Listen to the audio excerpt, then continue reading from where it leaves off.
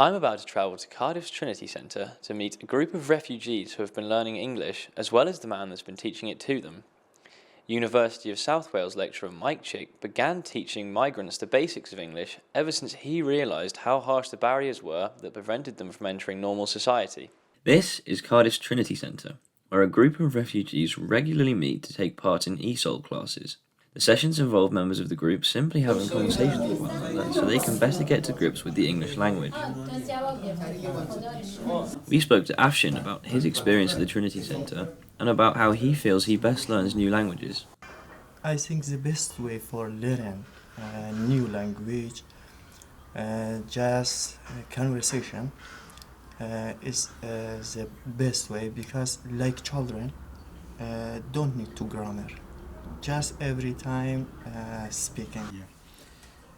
In my experience, we don't have any bad things. All of things are good. We then spoke to Mike Chick, a University of South Wales lecturer and the man who runs the sessions, to hear his thoughts on how it's best to teach someone a new language. As a language teacher, but also as a language learner, because I speak Spanish, but I've been learning Welsh for a long time. I've got no doubt that the best way to learn languages is by using them. So instead of learning about language and then at some later point using the language, I think we can use the language in order to learn the language. We then finished by asking Mike how he felt that refugees were treated when entering Great Britain and what improvements he felt could be made to make it easier for those coming from abroad.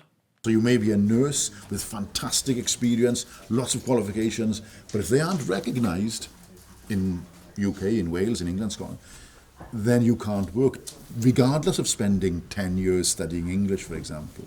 So a government needs to look at language, but it also needs to look at all the other factors that affect integration and inclusion.